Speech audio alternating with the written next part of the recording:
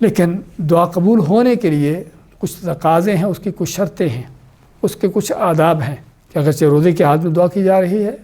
لیکن وہ دعا ایسے قبول نہیں ہوتی جب تک اس کے اندر یہ اس کے لوازمات نہ ہوں۔ تو سب سے پہلے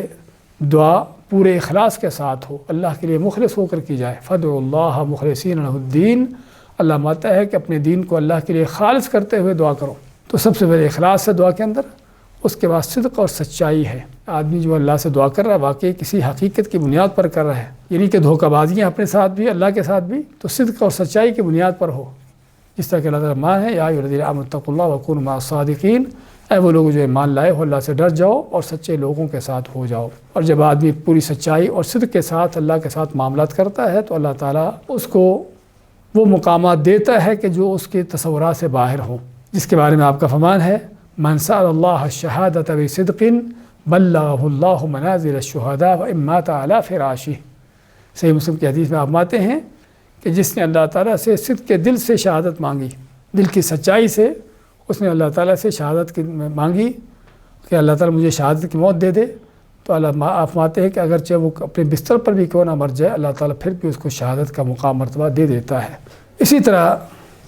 دعا کے آداب میں سے اہم ادب جو ہے وہ یہ ہے کہ اللہ کے ساتھ حسن ظن ہو اور اس بات کا یقین ہو کہ اللہ دعائیں قبول کرتا ہے،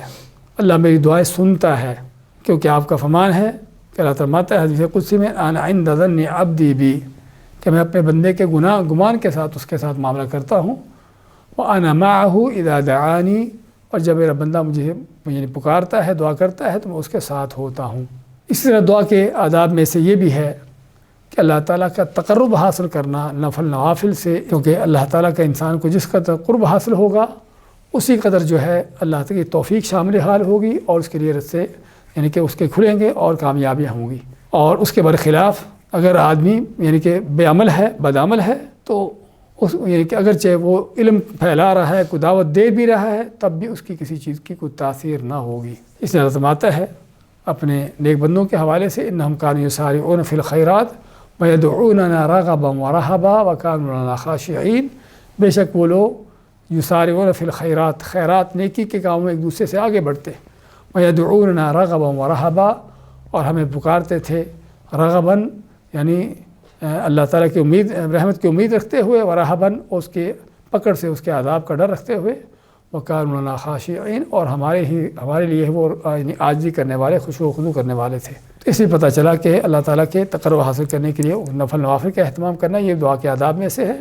اس طرح دعا کے لیے اہم جو چیز ہے وہ شرط ہے وہ حلال کا کھانا پینا ہے، کیونکہ آدمی جب حلال کا نہیں کھاتا پیتا، حرام سے کھاتا پیتا ہے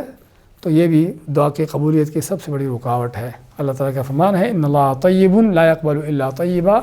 کہ اللہ خود بھی پاکیزہ ہے اور پاکیزہ چیزوں ہی کو قبول کرتا ہے،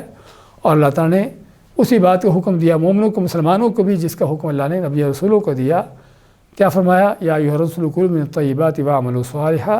اے رسولو پاکیزہ چیزوں میں سے کھاؤ اور نیک عمل کرو،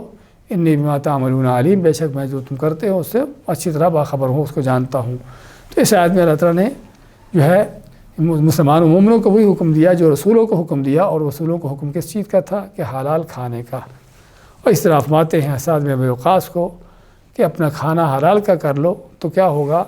تمہاری دعا قبول ہوگی۔ اسی طرح دعا کے آداب میں سے یہ بھی کہ کثرت سے دعا کرنا، اپنے آسانی کے اوقات میں اللہ کو یاد رکھنا، دعائیں کرنا۔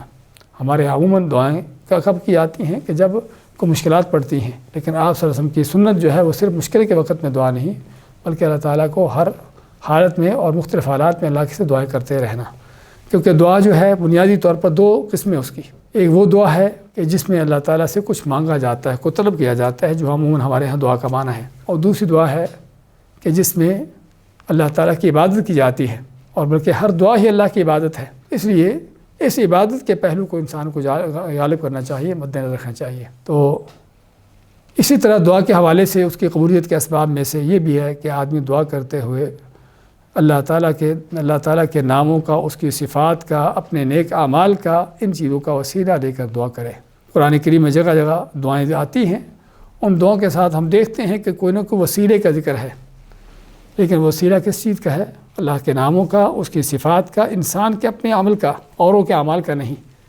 ربنا اننا سمعنا منادیا ینادی للایمان ان آمنوا بربکم فآمنا، تو اس آیت میں کیا ہے، اے رب ہم نے سنا ایک پکارنے والے کو جو پکار رہا تھا ایمان کے لیے، تو ہم اس پر ایمان لے آئے۔ تو اس میں کیا ہے، اپنے ایمان کو جو ہے وہ وسیلہ بنایا جا رہا ہے کس چیز کے لیے؟ دعا کے، اور دعا کیا ہے؟ فاغفر لنا ذنوبنا وکفر عنا سیئاتنا وتوفنا مع الابرار۔ کہنے کا مقصد کہ دعا کرتے ہوئے وسیلہ لینا، اور وہ وسیلہ جو جائز ہے،